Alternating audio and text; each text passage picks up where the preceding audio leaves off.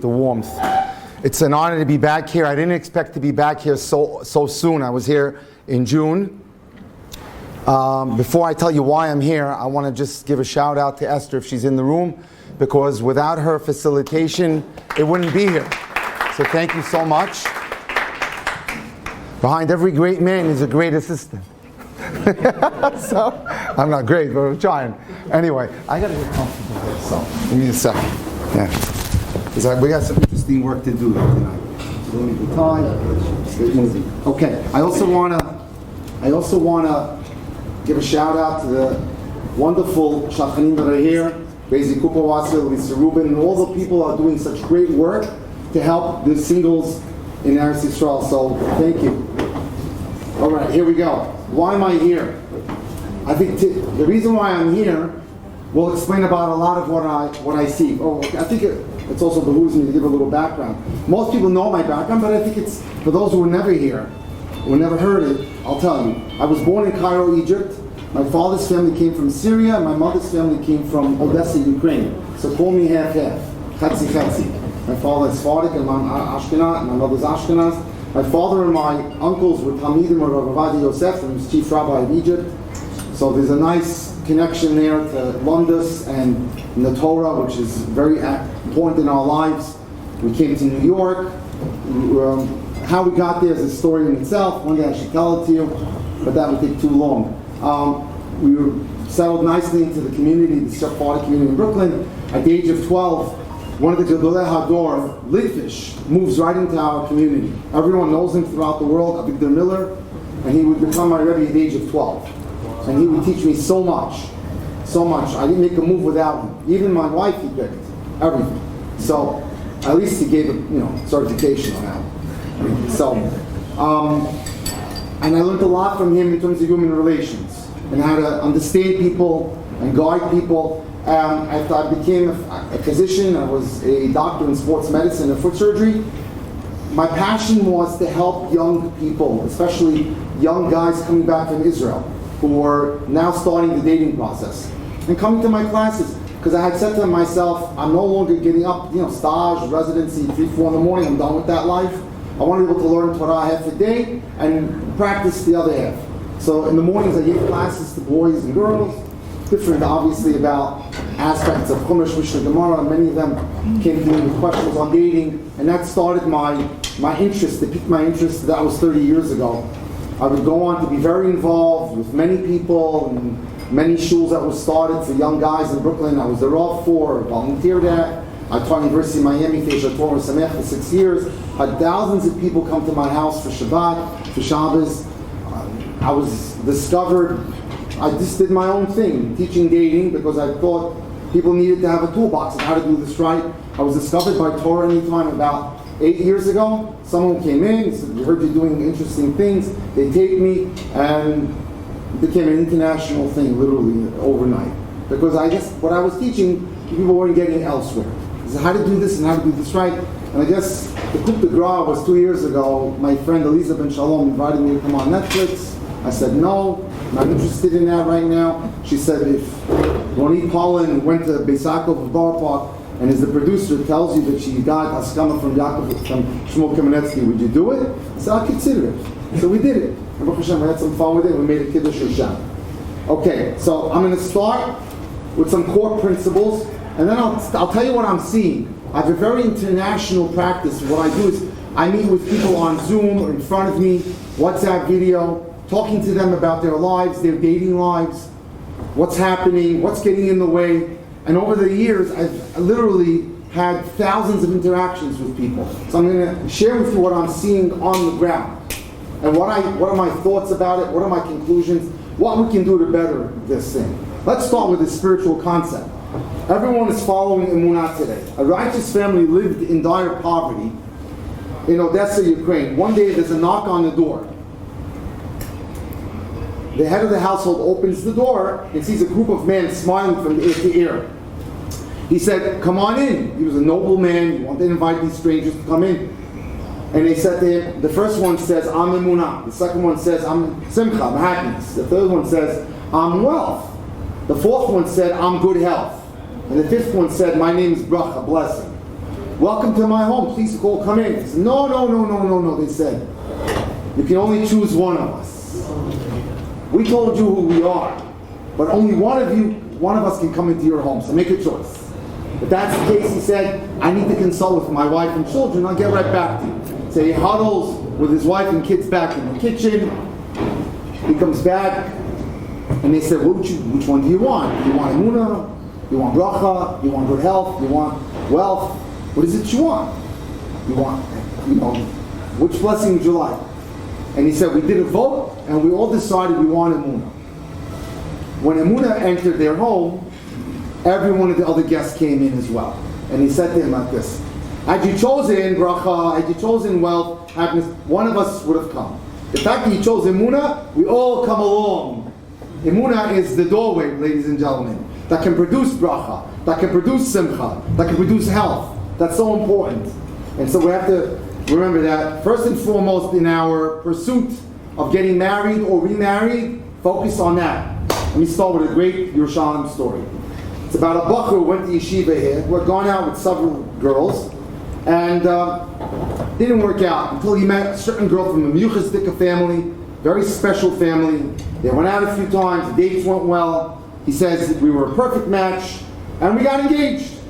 The engagement period, as we all know, was wonderful, good girl, good family. I felt like I was on top of the world. My friends, I could feel a little jealous of me. I got the prize.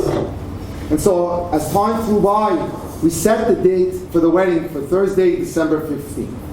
A week before the date, we had our last date, and we exchanged letters, waiting for the countdown to the wedding. As we know, most people have the custom not to talk or see each other for the last week. And then it was 3 days before the wedding. I was home, and suddenly the phone rang. The call came. My mother took the call, and I hear her saying, "What do you mean? What does that mean?" And she looks shocked. I don't understand. It's okay for a bride to be nervous. What's the problem? This is his mother talking to someone on the phone. So he says, I'm not stupid. I knew something was happening. So I asked her, what happened? And she says, shh, I'm on the phone right now. And she says to the person on the phone, did you consult with anyone?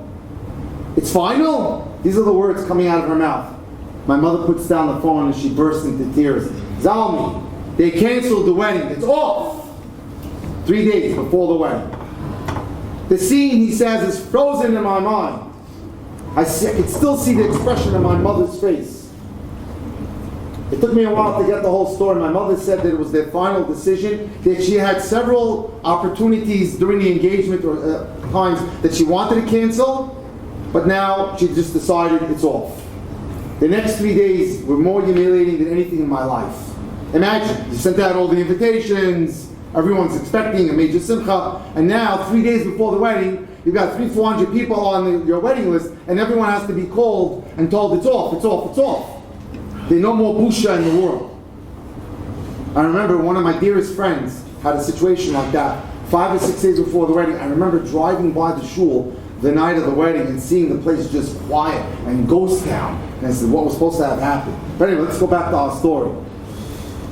One of my friends volunteered. He says, that's okay, let me make the calls for you. It's already hard to accept what happened. The wedding day was the worst of all. My joy turned to grief. Shabbos. My parents did everything they could to encourage me, to stay strong. And I kept saying to myself, no, it can't be good. Nothing will ever be good again. Motzei Shabbos, I decided to go to the kotel. When I got to the kotel, I wondered, what am I going to say? How am I going to pray? I don't even know how to approach Hashem. What should I ask Him? There are two options, I said to myself. You can either jump off a roof or jump for joy. I make my way up to the stones of the kotel. I still didn't know what to say, so I just grabbed any random tehillim. I flipped through it randomly, and I'm expecting him to get one of these kapitel tehillims, perek tehillims, where David HaMelech is sharing his pain, his suffering, a lot of what is that theme in tehillim. Instead, I get to 100, which is Mizmor LeTodah. Shouting out to Hashem with happiness. Recognize that Hashem is God and He gives us all the good. I said to myself, I must have not opened it correctly. Let me try this again. And he opens again. Now this is going to take a little bit of work for those of you who don't. 92. Mizmor Shir Yom HaShabbat. To all the Haldot LaHashem. What's going on over here? He's wondering to himself, is there a message that Hashem is trying to send me? I prayed and shed tears like water. I left the Kotel Plaza around 4 in the morning. I fell into a deep sleep. I get up late. Now, he had withdrawn from his very chashuv yeshiva and had gotten a prestigious position in the kollel. So guess what happens? I wake up and the phone's ringing. I'm not in the mood to talk to anyone. And who is it? It's the Rosh Kollel, probably trying to finalize my admission into his kollel, getting ready for the wedding. And then I said, let me answer it. Hello, I said, and he says to me, hello. So I hear you're not an avrich anymore. He found out that the wedding was canceled. Yes, I told him. What can I do? It's Ratzon Hashem. It's the will of God. Obviously, he said. But just because your Kala made the mistake of giving you up, I'm not. I want you in my kollel. I said, Rebbe, what's going on here? Kollel is for married guys. I can't come in. It doesn't work. So he says to him, you don't understand what I'm saying. I want you to come to my kollel as a married man. But only if I'm your father-in-law. He had a girl and children. What? I can't give you an answer right now. I'm shell-shocked from what happened to me in my life. I'm still processing what happened to me. I said, thank you. It's encouraging to hear this. I'd be happy to check into your daughter. The story gets more interesting. I didn't tell my parents about the strange offer. I wasn't in the headspace for it. He apparently had called my exes to find out about what's going on, get permission from them. And I sort of resented him getting involved in my life right now. I decided to take a break from Shidduchim. Despite the difficulty and despite what was going on, I decided to travel to Kivrei Tzadikim, specifically Mezhebush, Uman and Berdichev, which I've had the pleasure to be there 9 times. Okay, now, I went with 2 friends. We arrived at the kever of the Holy Baal Shem Tov. It's a really special feeling, you haven't been there. I tried to pray, but I couldn't. After 2.5 hours, I burst into tears. And I cried out to Hashem, why me? Why did you do this to me? I'm such a good guy. I work on my midos. I learned star. I have great chavrusas. What did I do wrong? Why me? No one could have missed me crying. Guess who was there? Reb Shalom Arush. The man who wrote the Garden of Emunah, who always has a smile on his face, like it's pleasant there. He sat next to me to share with my pain, and we sat, and I cried along with him, and comforted me. And he says the following to him. The rabbi tells him, we'll stay here until you find the strength to say, thank you Hashem, I trust you, Zetov Bishvili, this is good for me. I'm not moving until you make that statement, the rabbi tells him. Eventually I got the strength to say it, and he benched me and my friends. And I remember this is Kislev, that by Pesach, you'll all be Chassan, you'll all be engaged. But Rabbi, what if I do it in a couple of weeks? So what are you talking about? And he tells him the story of how the Rosh Kollel called him up. What do you mean? He orders him a cab on the spot. He says, put this kid at the Kiev airport, you're going right now to start dating her. Like that. So we left for Eretz Yisrael. And she really was a great girl. And not that I'm comparing, but she was a few levels over my ex. But you have to hear what happened yet. And on the 3rd date, I told her that I was still afraid to go forward with her because of what happened with my breakup. And I regretted. Why did I have to tell her that? But Hashem planned it all for a reason. And you know what she says to him? I like that about you. I like that, she said to him. And she tells him a story. She tells him a story, this should be on me, of 2 girls that were taken in the Holocaust into a monastery to be hidden. You know, many Jewish girls were in the monasteries. After the war, they came to reclaim the girls. One girl would not leave. One girl would leave readily, and the other girl had a cross on her. And she resisted. Jewish girls, mightily. I'm not going. Finally, the only way to get her out of the monastery was to allow her to wear her cross. She wanted to wear her cross. And she tells him the story. Today, one lives on a secular kibbutz, and the other built a beautiful Torah home with dozens of children and grandchildren and great-grandchildren, all living Torah true lives. She asks him the question, which one do you think is living on the kibbutz? The one with the cross, right? Wrong. The opposite. The one who left the monastery with no problem, didn't connect Yiddishkeit either. But the one who remained loyal to what she thought was true, which was Catholicism, and then finally saw the light of Judaism, was able to transfer her loyalty from that to this. And she says to him, I could see you were into this girl, but in time you'll transfer your loyalty to me. Wow! Heavy. I got it. She took the fact that I couldn't forget my former fiancé as a sign that I would be a loyal husband. It was a double insight. That I was dating a girl with very special midot, as well as exceptional intelligence. I arrived at the fourth date. I said, that's it, I'm ready. I want to propose. She says, don't you want another date? No, I'm ready. What made you change your mind? She said. He says, it was the story you told me about the two girls. I feel it's a privilege to spend the rest of my life with someone who can look at life like that.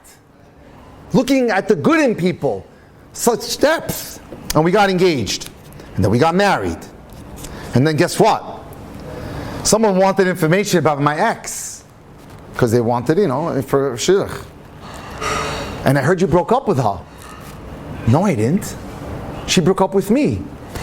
And he said good things about her. No, she broke up with me. So he says to him, so why'd you get engaged to her in the first place? Because I told you she had good midos. Even though you knew about the hospitalizations. What hospitalizations? What are you talking about? I'm confused. You didn't know that you were going out with a girl who was hospitalized in a psychiatric ward 3 times? No, hidden from them, completely. I made a few phone calls and I discovered the missing pieces to the puzzle. The girl had serious mental health issues. Rabbis had warned their parents to tell the other side, but they preferred not to. And that 3 days or 4 days before the wedding, she had a nervous mental breakdown, led to another hospitalization that I knew nothing about. Suddenly the Tehillim leaped out at me. The 100, the 92, the gratitude. It's good, don't worry, you'll see the reason why. Where David HaMelech says Hashem's kindness lasts forever. It's good to give thanks to Hashem. Tov ladot LaHashem. Hashem's got your back. Just wait until everything, the picture unfolds. How dare did I say, Hashem, why did you do this to me? Now I understood that Hashem was not throwing me into a pit, He was helping me climb out of one. And I write this, he says, 2 weeks after my wedding, I want to dedicate this story to my wonderful wife and to say that it's good to give thanks to Hashem because He's always there to have our back. So I want to say something. You don't fail when you fall unless you fail to get up. You've got to constantly, this is a battle, as I have this discussion with clients and with wonderful shadchanim here. It's just got to keep trudging on in your efforts to get married.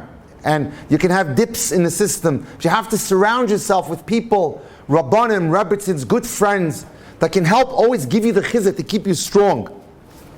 A famous Russian chess player, Garry Kasparov, was brought to the United States. He was a genius in chess to play against a supercomputer that was built by IBM. Kasparov beat the supercomputer in 6 games. And he was a revered hero when he returned to Russia. A year later, IBM was, upset. They wanted a rematch.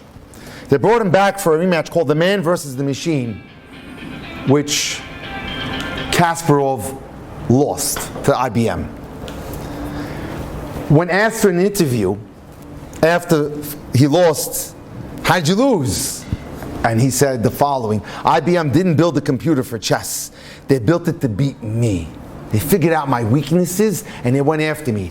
And this is, what's the nimshal here? The Yetzer Hara. How he brings us down, how he gets us off our path. Because he knows what gets to us. And he's targeting our very core, because each one of us, he's customized for. But we have to remain strong. Charlie Harari has a fantastic story about sushi. He says in Japan, which originated sushi, there is a special fish that they like to include in there, but you got to go out and fish for it deep in the waters, off Japan. The problem is, if you eat it on the boat, it tastes delicious. But when you bring it back to shore, it doesn't have its flavor anymore. Something goes on. It just doesn't have its flavor. So what they did was, they would catch the fish, bring it back, it doesn't taste good. They'd freeze it, catch it and freeze it, bring it back, doesn't taste good. They put them into little tanks and let them swim around, but they came back, they were like tired and again, no flavor. So they came up with a fantastic concept. You know what they did? They decided to emulate the environment that the fish used to be in. They put little sharks in the fish, with the fish, and they were swimming away from the sharks the whole trip back, and they tasted delicious. Moira Rabbi, adversity makes you strong. Without adversity, you're not going to make it in life. None of the greatest stars in any kind of accomplishment made it by easy street. Regular. It doesn't go that way. Not in your profession, not in anything. So realize that's a built-in system. Okay. Now, be open to opportunities. They're going to come your way. Just know that you have to understand them. Dr. Abraham Tversky, renowned psychiatrist, Zichrono Livracha, who came and descends from a long line of revered Hasidic leaders. Along the way, he became a physician, was a renowned psychiatrist, had a hospital for drug rehab in Pittsburgh. During one Shabbos meal, he used to have many guests. He used to tell these incredible Hasidic stories. And someone said to him, why don't you put them in a book? And so he did. He called it From Generation to Generation. That's Pittsburgh. Off in Venice, California, a woman gets his book. And she's intrigued. Her name is Marilyn, by Yiddishkeit. She's not grown up with Yiddishkeit at all. Totally not religious. And this piques her interest. And she starts now going to shiurim and classes and becoming a little bit more frum. And she goes to shiurim and she becomes a member of a synagogue. Little by little, she starts keeping kosher and kashrus and Shabbos until she becomes an Orthodox Jew. She was as well a respected lecturer in sports nutrition and had been on the 1984 Summer Olympic Games as part of them. Baruch Hashem, whatever, I was one of them too, for the track and field. I was assigned to the track and field team in 1984. In June 1986, she's asked to speak in Atlantic City, Erev Shavuos. She's speaking in the morning with a flight out. Now here the flight pattern goes like this. She has a little commuter from Atlantic City to Philly.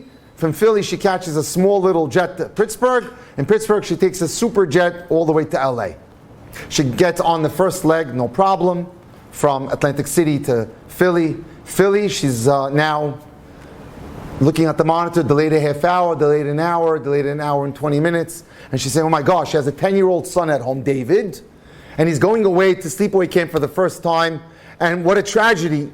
If she's not going to get on that flight to make it by Wednesday night, she can't get there till Sunday night, and he's got to be out of the house Sunday morning. What's going to be? And it's her baby. So thank God that the plane takes off in Philly and Pittsburgh, and she runs with all her might to the gate in Pittsburgh. She missed the flight. What am I going to do now? She calls her Rav in LA, and he tells her, listen, do you know I have any contacts in Pittsburgh? Try to call some local organizations, some synagogues, but the problem was Erev Yom Tov, everything's closed. She remembers from having read Dr. Tversky's book that brought her back to Yiddishkeit that the man lives in Pittsburgh. And she calls the hospital and she takes the last few dollars that she has in her wallet to the hospital, and she says, please, can you call, he's not there because it's Erev Yom Tov, can you call him and tell him I have an emergency? No, we're not allowed to give him his number. Can't give you his number. But she's able to wiggle the son's number out of it, who works in the hospital also. And he comes over and he says, no problem, we'll set you up. So they set her up to be a guest by one of the friends. For the first night, she's going to be there, and she gets there, she takes a shower, she feels so good. She smells the aroma of the host's chali and food, and she's feeling really good. The next day, she makes it to Dr. Tversky's house for lunch. And they're having a nice conversation. A guy across the table, Steve, catches her attention. And they start talking. He walks her back to her host. And she's hoping that night she'll see him again, but he's not there. She says to her host, hey, where's Steve eating on the second day of Yom Tov? Because probably it's certain host's house. She purposely had her plans switched, and he doesn't show up. So she said, what can you do? And maybe she heard through the grapevine, he could be dating someone. Motzei Shabbos, she's packing up. She gets a call from Steve. Oh, I heard you're dating someone. No, I'm not. I don't know who told you this. Would you like to go out for drinks? Sure. And they went out for drinks. The next day, he took her to the airport. He waited for her to arrive. He calls her up. The minute she arrives, he says, I just want you to know that I had such a great time with you. I want to come to LA to see you. Yes.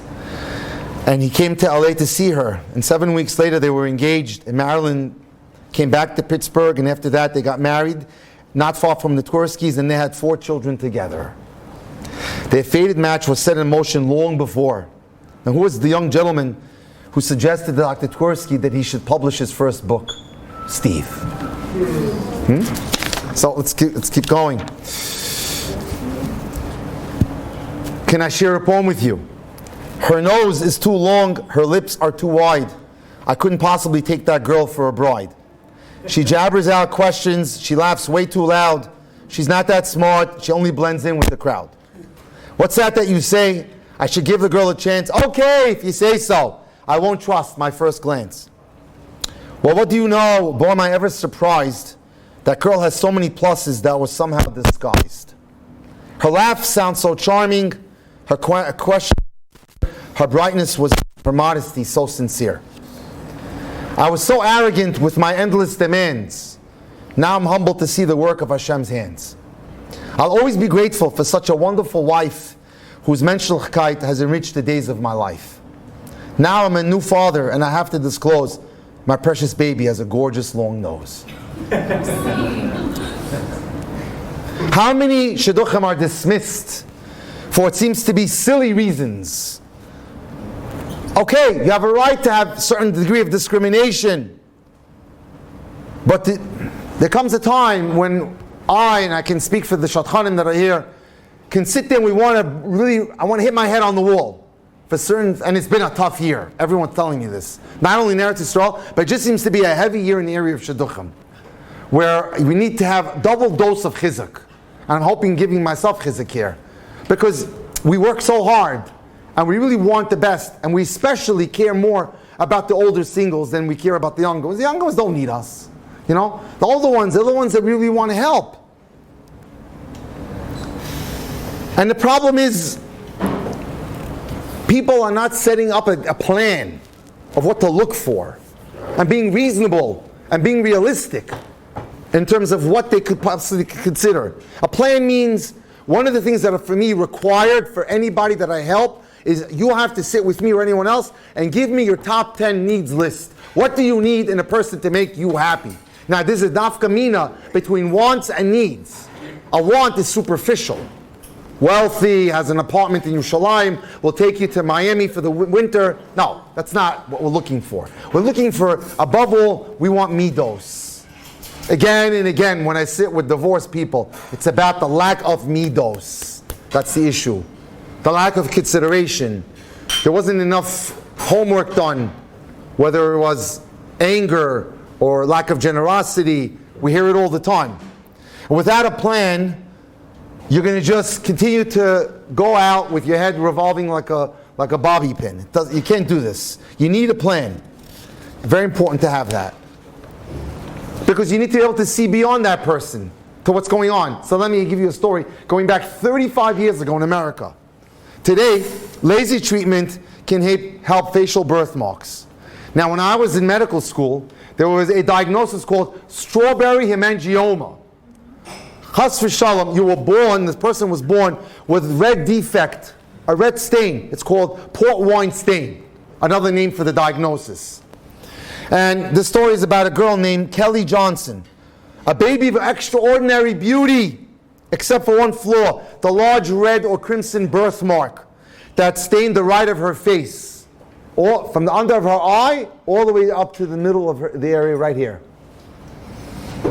Early on, Kelly's doctors had told her parents, there are certain kind of cover-ups you could use, but 35 years ago, they were not as sophisticated as today. So the compound would, leave a greasy feel. And she didn't feel comfortable doing it. But it was okay as long as you were in elementary school. Now she gets to high school, and now boys enter the picture.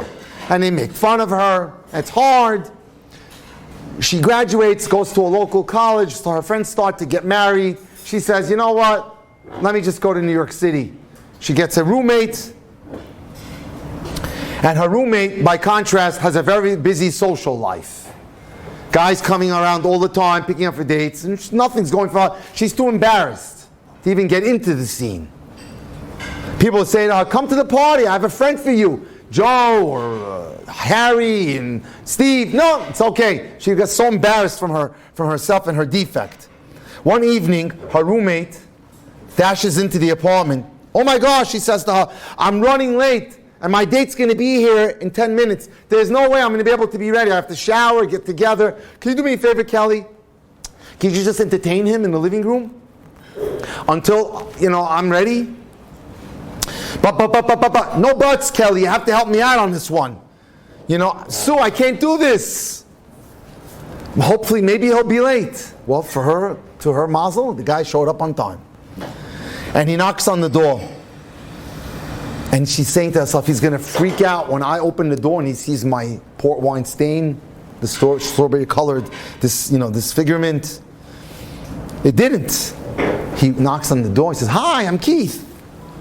And she says, oh, I'm Sue's roommate. And start to talk, small talk, etc. And she's saying to herself, where are you, Sue? Let's go. Come on, Sue. Come out of the bedroom already. Talking to herself. And finally she comes out and she says, Keith, you're in good hands now. Sue says to her, goodbye, Kelly, we'll see you soon. The next evening, Sue still was not back at work when the phone rang. This is pre-cell phone days. It was Keith. I guess the date was a success. You're probably calling for Sue, right? He says, no. I'm so sorry, he says. Excuse me. I called to speak to you, Kelly. Me, I don't understand. Why do you want to talk to me for? He tells her, Kelly, is it okay? Is it betrayal if a guy wants to go out with a girl's roommate? No. She says to him, no. And they start to talk and he says, it's like this, Kelly. I like you, not Sue. What about my birthmark? Doesn't bother you at all? Listen to what he says. I didn't see the birthmark. I saw your sweetness. I saw your goodness. I saw your bubbly personality, your sharp intelligence, your spirit. No, the birthmark is insignificant to me. So how about a date, Kelly?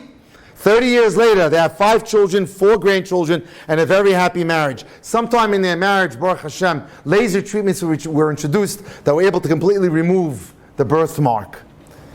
What was he interested in? Not the problem about her birthmark, it was the beauty of her soul.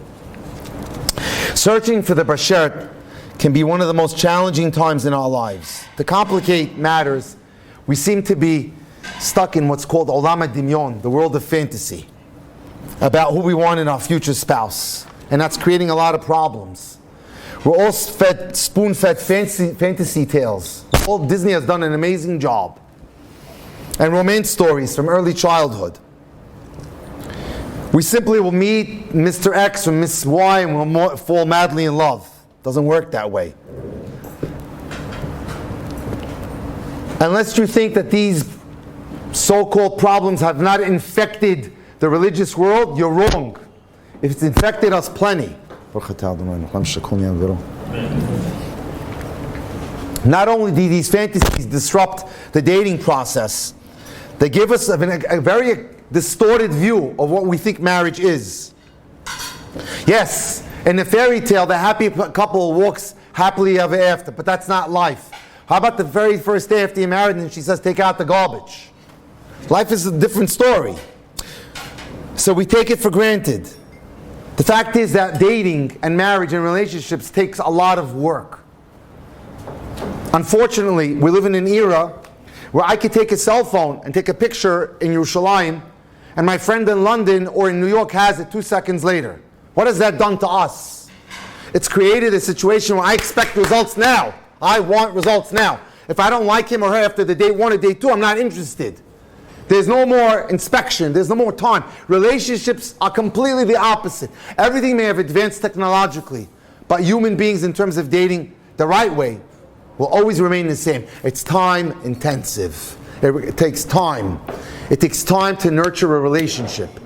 That's very important. But that's what makes it so satisfying. Working together with someone else, learning to see things beyond your own point of view, davening for siyata d'shmai, that Hashem should help us, is the right way to go.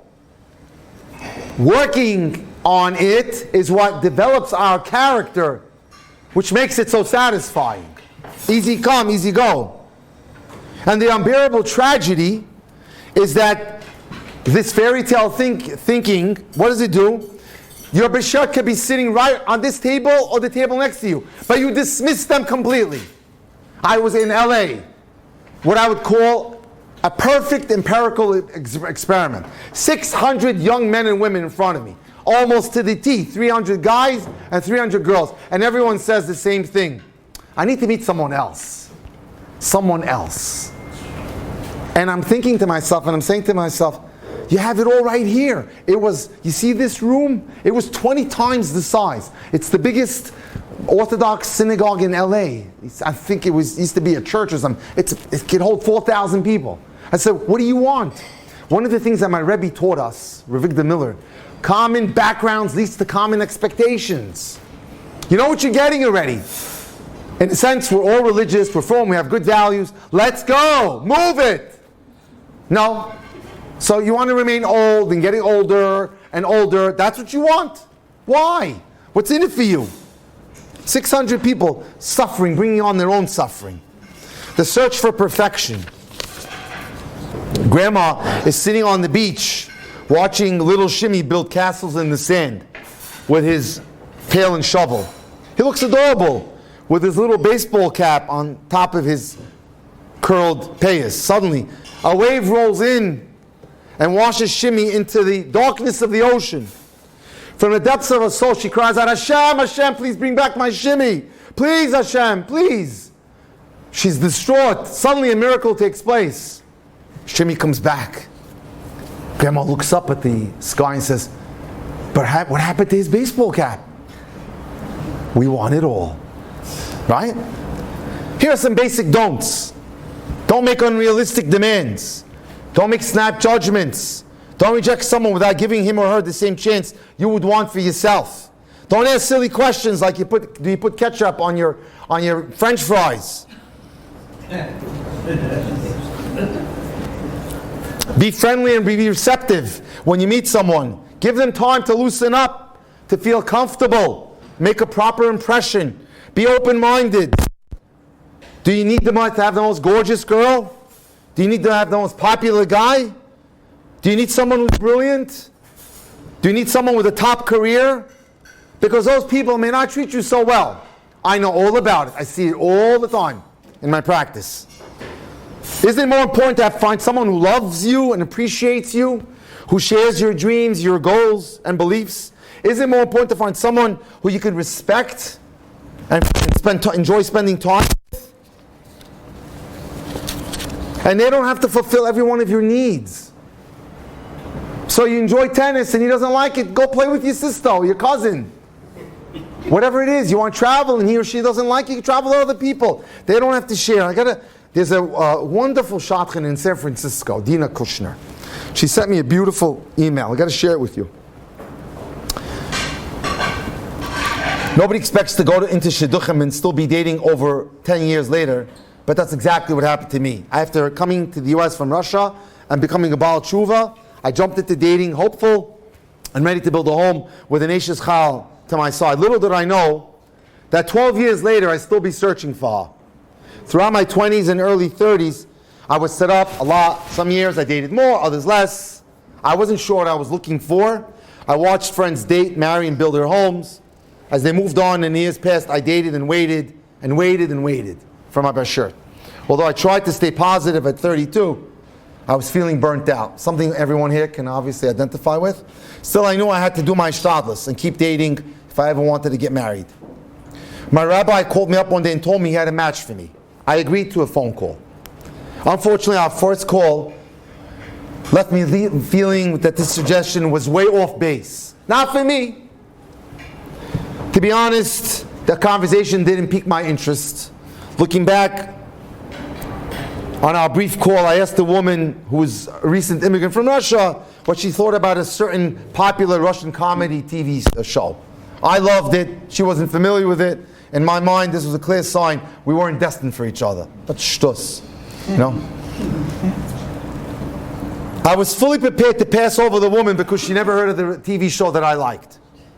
I relayed this to my rabbi, but he wasn't having any of it. He adamantly insisted that since the girl was in the same city as me, just go out with her. Try once. Our first date was a game changer. The woman shared a story about she gave advice to a taxi driver in Russia that saved his struggling marriage. The girl had depth. Her warmth, her kindness, her seichel, her desire to help people attracted me to her. I had discovered a diamond. For 10 years and counting, I've had the privilege of calling that woman my wife. Had I followed my gut instinct to pass on a date because of a silly phone conversation, I would have passed up meeting by true b'shert. In retrospect, it's clear that when she was suggested to me, I was burnt out, tired, jaded. I lost perspective of what really mattered. Thankfully, I had a wise, persistent Rebbe who saw what I couldn't see at the time. So let me take a pause and say, it's so important to have someone to talk to in dating. It's so important to run your decisions by a shadchan, a dating coach, whatever it is. How often, based on your subjective way of looking at things, you'll dismiss potentially very good possibilities. Build into your lives mashpiyim, people that can be good influences on you. It's so important, especially girls, when you're going out with guys. It's almost to me a red flag if you ask him who's your Rebbe and he says, I don't have one. Watch out for that. It's very important. The guy needs a Rebbe. That's his foundation. That's his centerpiece. It's very important. That means that if you get married, there'll be someone there to help. I'm going to give you a very classic story. A girl came to me from the 5 towns, ready to divorce, 8 months in. She told me, what happened? I said, what happened? She said, he went to Mir Yeshiva. This is a guy who did 3 hours starim. And the plan was, he's going to work in Manhattan and learn in the morning and night Seder. So the hour became 40 minutes, 30 minutes, wasn't going to shul anymore. It wasn't anymore kahal base yeshua, it was kahal base bedroom. 5 minutes shachris out the door to catch the LIRR. So Rebbe, she tells me, it's not what I signed up for. I'm out. I said, hold on. Does he have a Rav? Yeah. Go talk to him. Let him set him straight. And indeed she did. And he set him straight and they're happily married. You need to have a fulcrum in life. That's so important. I can look back and say, Baruch Hashem, my Rebbe's was so important. And I did a bit of a flip. After Rabbi Dr. passed away, I got very close to Rav Shalom Arush.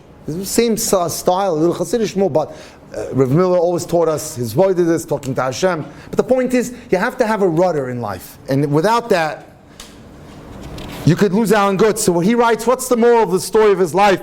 It's a person's character.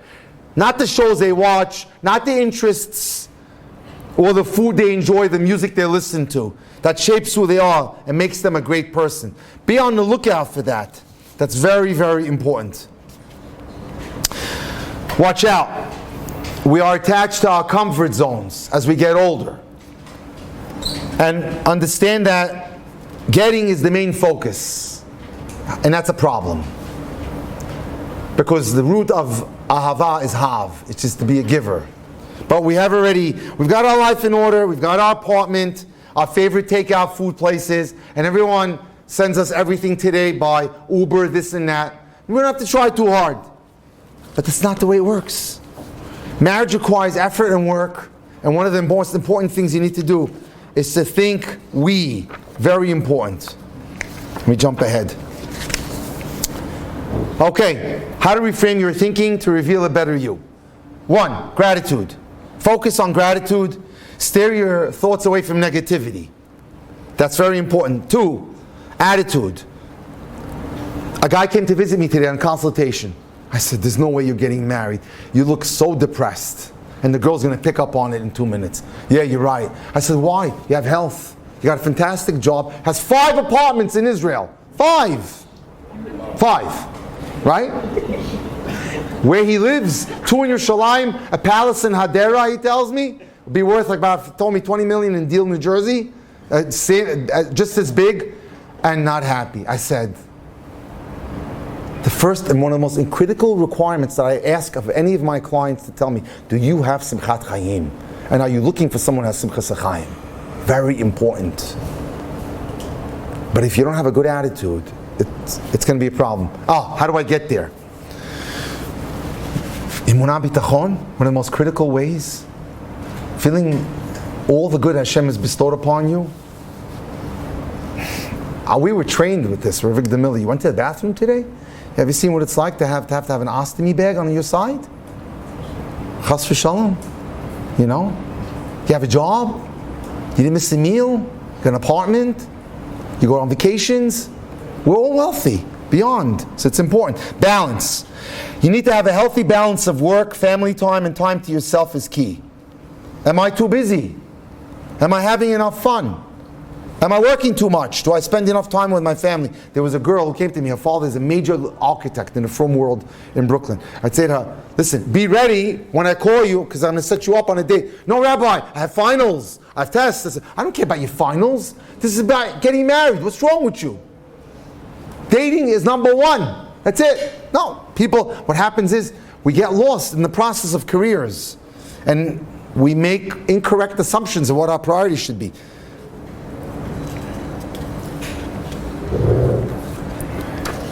Self-care. When you're in a relationship, and even when you aren't, you must make sure you make time for yourself. And that's very important. Don't say, I'll do it when I get married. Self-care means exercise. That means buy nice clothes for yourself. That means take vacations. That means treat yourself to your Starbucks coffee every day. All right, I'm almost there. And let me just share some thoughts I got. Very nice. I got a note from a 40-year-old woman who writes, what were her lessons after dating for 20 years? Number 1, when it's time, it will come. I dated for 20 years, so I understand the pain of older singles. My experience taught me that when Hashem decides it's time for our b'sheret, it will come. And sometimes we may be single because Hashem wants, and was trying to squeeze a little more personal growth out of us. And don't think I got married at 20, 21. I got married at 30. For the record. Okay. 2, don't date for your parents. I had a consultation here with this. No, my mother, this is a 56-year-old man, says to me, my mother said I can only date from the community in Brooklyn. I said, you out of your mind? 56-year-old man. What? Again, number 3, just because you're an intelligent, intellectual person, that doesn't mean you should treat dating like an intellectual exercise. For years, I was a great conversationalist. Listen to what she says on dates. And I showed my intelligence, but I never really scratched the surface who I was emotionally. I wasn't vulnerable on the dates. That's the problem. And when people come to me and say, I'm not feeling it, I know what's going on. They're not letting the person into their soul. They're not opening a window. Open the window. Yes, you're going to have to, show yourself to a certain stranger, but there's no other way. There's no other way. You got to let them in.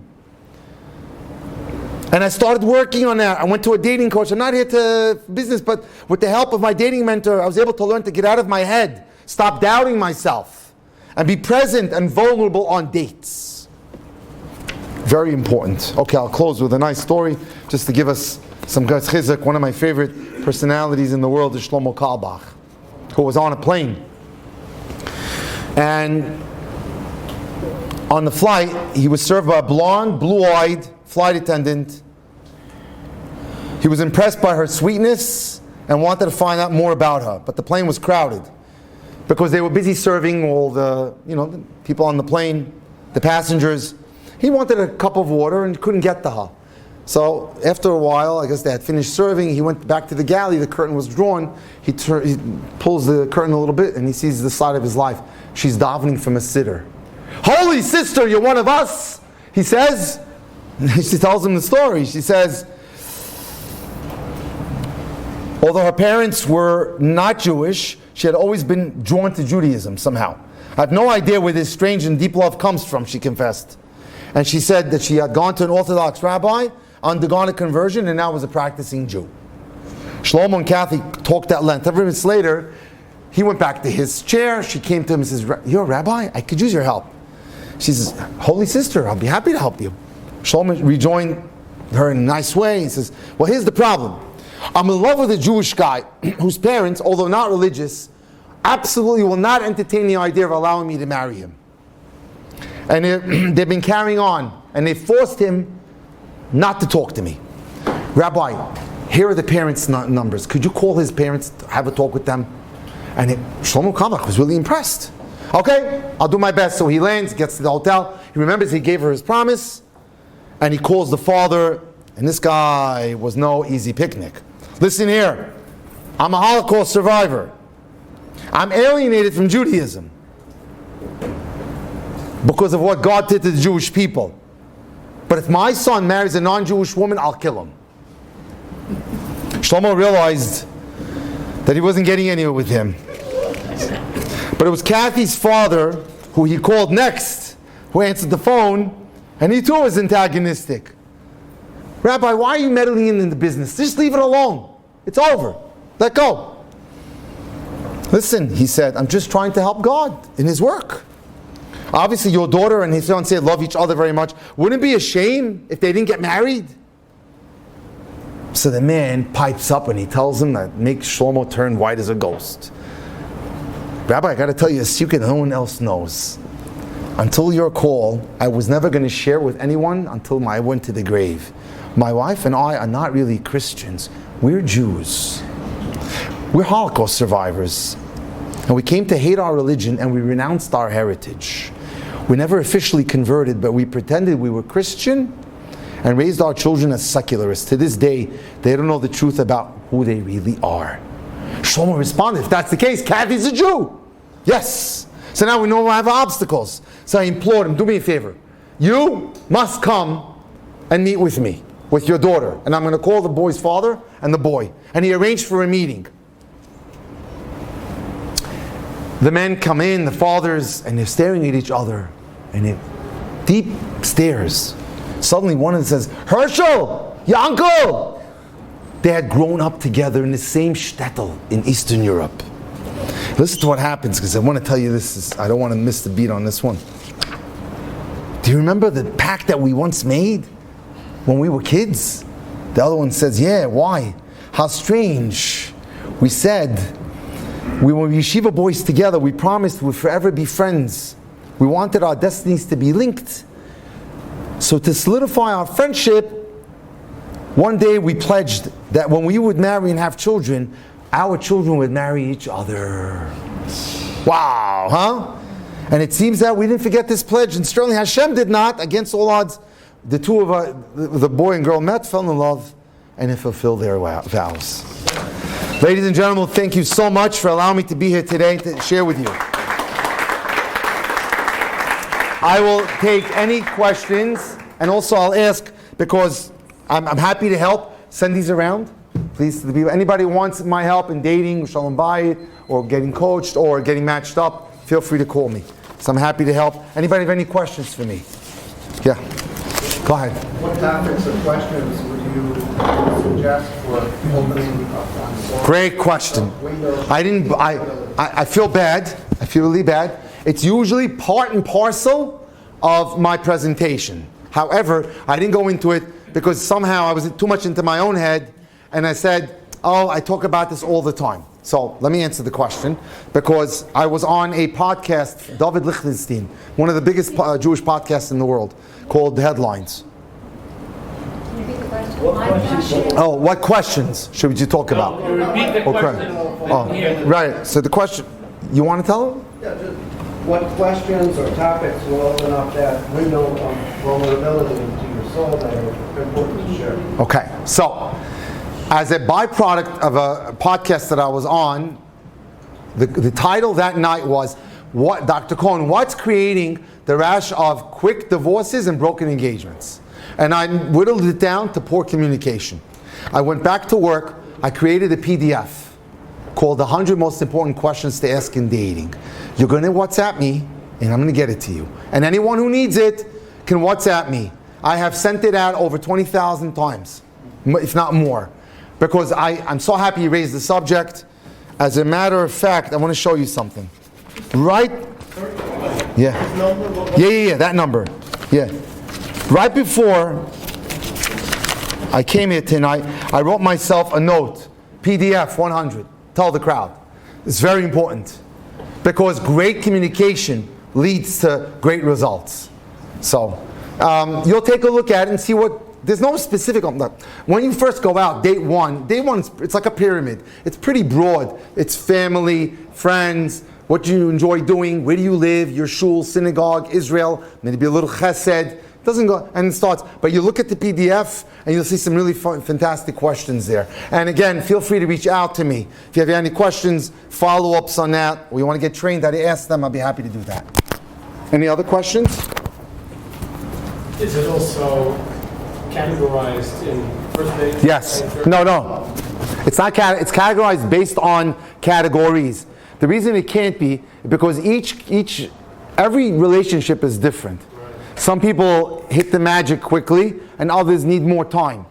What I do is I tell people, it's a very important point. I want to spend some time on this. If you fail to plan, you plan to fail. If you're walking into a date, I'll just figure it out when I get there, talk about whatever's on my mind, you're more than likely going to fail. Have in mind, in your head, a certain cute story that you heard, a political observation, we're in political season, a nice Devar Torah that you heard. Get things going. Now, when you're talking about that story, Devar Torah, and you have rehearsed the questions, then when you're talking about, let's say, education, then you hit them with the school questions. Or you're talking about anger, someone got angry at the office, and then you could pose a question like that. What would you do? For example, one of the questions that I have in there, if you were sitting or standing for a table, waiting for a table in a restaurant, and someone shamed you, or the maitre d' shamed, how would you react? There are some great questions in there. So what you do is you prepare some of the observations or stories, and your questions will then be directed to those subject matter. And now you're polished, you're ready to go. I'm such a big believer that great communication leads to great results in dating.